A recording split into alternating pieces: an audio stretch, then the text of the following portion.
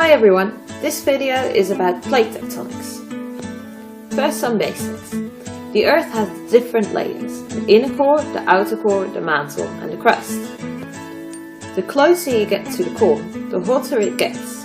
The inner core is approximately 5500 degrees Celsius. Warmth rises, so magma inside the mantle rises to the Earth's surface, cools down when it gets closer to the crust, and creates circular movements. You can compare this a little bit to a pan with boiling water. When the water starts boiling, because it's hot, it also starts moving. The same happens in the mantle, and we call these movements convection currents, or convection cells. The Earth is not made of one piece, but it consists of several plates. You can see them here. Because magma in the mantle moves, these plates are also forced to move. Plates move slowly, only about 2 centimeters each year. But if you wait long enough, plates can move a long way. 250 million years ago, there was one big supercontinent called Pangaea. Later, the plates drift apart again and moved up to their current spot. There are two types of plates: continental plates and oceanic plates. Continental plates are made of granite and are thick and light. Oceanic plates are made of basalt and are thin and heavy.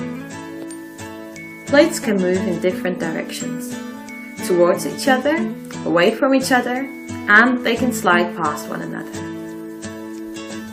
Let's look at the first option. When two plates slide past one another, we call it a transform boundary. A famous example of a transform boundary is the San Andreas Fault in California in the United States. Two major cities can be found along the San Andreas Fault line. Los Angeles is on the Pacific Plate, but San Francisco is on the North American Plate. Because both cities move towards each other, the cities could be situated next to each other in a couple of million years. Unfortunately, these plates don't move quietly, nor easily. So there is a high risk of earthquakes in this area. Plate boundary option 2.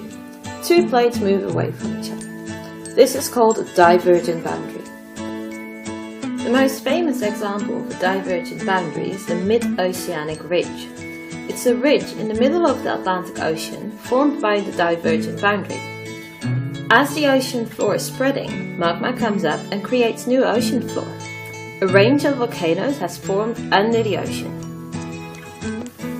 On this map you can clearly see the divergent fault line in the Atlantic Ocean. This is also where you can find the mid-oceanic ridge. Iceland formed because of the divergent boundary. It crosses straight through the island. As a result, you can dive between the North American and the Eurasian plate. And you can walk from one plate onto the other using the bridge you can see on the left photo. At least. The actual boundary is kilometers wide, but this is quite fun for tourists. And you can see volcanoes scattered all around the island. Up next, the convergent boundary, when two plates move towards each other. At convergent boundaries, it's important to know what types of plates you're dealing with. Option 1. Two oceanic plates move towards each other. The oldest, heaviest oceanic plate sinks underneath the other and will melt in the hot mantle of the Earth. An excess of magma is formed in the mantle, and it's looking for an exit. It finds the weakest spot in the crust and creates a volcano under the water. As volcanoes form everywhere along the fault line, often a row of volcanic islands is formed. An island arc. At the same time, a trench will form. Trenches form the deepest parts of the Earth's oceans. Japan is an example of a volcanic island that formed because of a convergent boundary including two oceanic plates. Option 2. An oceanic plate and a continental plate move towards each other. In this case, the heaviest plate, so that's the oceanic one, will sink underneath the continental plate. The process of option 1 repeats itself. The oceanic plate melts, the pressure builds up in the mantle, and a volcano will form at the Earth's surface. The difference is that this time, the volcano forms on the continental plate, and we call it either a volcano or a mountain. The Andes is an example of a mountain range that formed because of the convergent boundary. So actually, it's not a mountain range, but a volcano range.